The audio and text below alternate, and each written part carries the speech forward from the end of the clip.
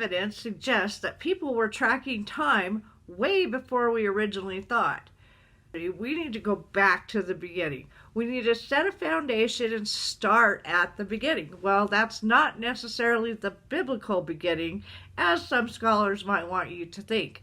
Let's start instead at the beginning of the earth, or the beginning of the universe and man. Well, first of all, the earth is 4.543 billion years old. So, wow, that's a long time ago. Rocks returned from the moon have been dated at 4.51 billion years old. Martian meteorites that have landed on the earth have also been dated around 4.5 billion years old. This is done by lead dating. Now, this dating has an error range of 50 million years, but hey, what's 50 million years one way or the other, right? Well, let's put this into perspective with the human time frame. Our lifetimes, as we know them, are approximately 100 years, give or take 20. According to science, the chimpanzee-human divergence took place around 10 to 7 million years ago. Since then, 1.5 million years ago, they went extinct. Fossil evidence shows the human of genus Homo, which was an ancestor to our ancestors, basically not related to us, but they came down looking like us. Okay, 300,000 years ago, we know through science that homonyms were well on their way to looking like people. About 11,500 years ago, according to science, anatomically correct Homo sapiens were forming subpopulations.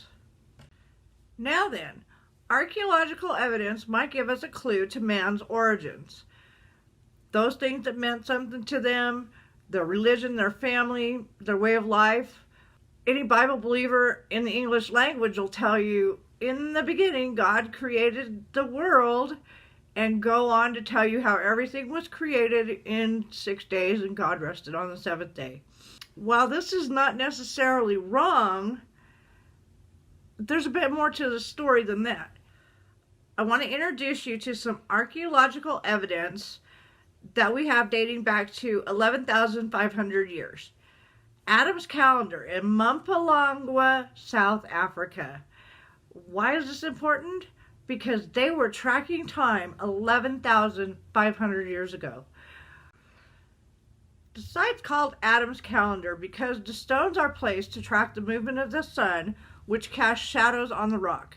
It still works perfectly as a calendar today by following the shadow of the setting sun, which is cast by a taller central monolith onto the flat stone beside it. This remarkable calendar was originally a large circular stone structure resembling Stonehenge, and in the center of the circle are two upright stones which are said to have been carved. Its original shape is still clearly visible from satellite images. These stones are dormalite, weighing up to 5 tons each, and are said to have been transported from a distant site. It should be noted that the area surrounding Adam's calendar is rich in gold. That's going to come in important later as we study some of these things more in depth. Several mining shafts have been reported in the area, and one of the richest mines in the area is still active today, Sheba Gold Mine, located in Mpumalanga, South Africa. Not only did these rich gold reefs attract attention in the 1880s, but the early evidence of historic civilizations mining for minerals were described by writings in early Europeans and even earlier than that. And we'll look at some of those earlier writings. In 2004, in Aberdeenshire, Scotland, 12 pits were excavated. In the last 6 months, they've been analyzed by a team of specialists led by Professor Vincent Gaffney of the University of Birmingham. Their research demonstrates that Stone Age society 10,000 years ago was much more sophisticated than we had previously suspected.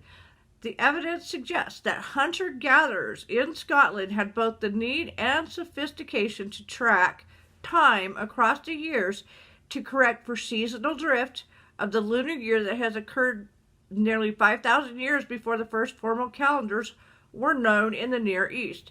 In doing so, this illustrates one important step towards the formal construction of time and therefore history itself.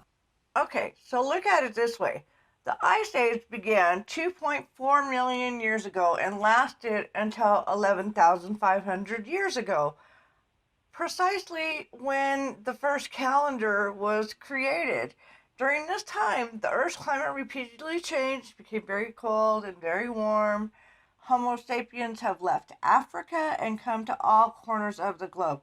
And there's proof, the whole out of Africa thing. So we have the Neanderthals, and then the Neolithic starts 10,000 to 3,000 years ago, or BC rather. So roughly 5,000 to 10,000 years ago. The first permanent settlements, farming began, civilization developed in Sumer and in Egypt. Invention of the wheel plow, sail, the first evidence of writing, and history begins. So, looking at it from that perspective, the calendar itself was very important. It becomes more important later on.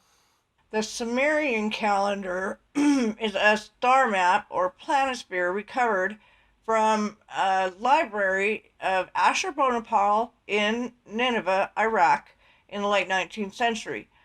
Long thought to be an Assyrian tablet, computer analysis has matched it with the sky above Mesopotamia in 3300 BC and proves it to be much more ancient Sumerian origin. The tablet's called an astrolabe, and it's basically the earliest known astronomical instrument.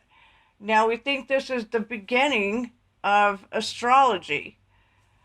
Okay, so we're going to take a look at that more, astrology more, in a future course. But for now, suffice it to say that they recovered a lot of literary texts on clay tablets from this library. And these writings date to the 3rd millennium BC. So that's 3,300 years before Christ. All right, so there's plenty of evidence that they used a calendar. The Mayan calendar, which actually is a set of 3 interlocking calendars that the Mayans also wanted to track time, seasons, and astronomy. They had their own brand of astrology. But what's interesting about the Mayan calendar is that their long cycle or long count calendar was 5,126 years long and ended the 21st of December 2012, which is the winter solstice. Now, seasons have a major impact on our studies, and we'll get into that later on. Every Greek polis, as well as other states about the Mediterranean, Babylon, and Egypt, all use their own unique calendars independently from each other. All these calendars use lunar cycles and or solar events to track typically solstices and equinoxes, but also certain stars or constellation, and to affix these dates. These calendars ran roughly from midsummer to midsummer, while days ran from sunrise to sunrise. My last point. All the civilizations and early cultures used the calendar to tell them of holy days, religious and secular, and to know when their feast days were. They looked upon nature as being holy and having power, and they celebrated the changing of the seasons and the moon's phases.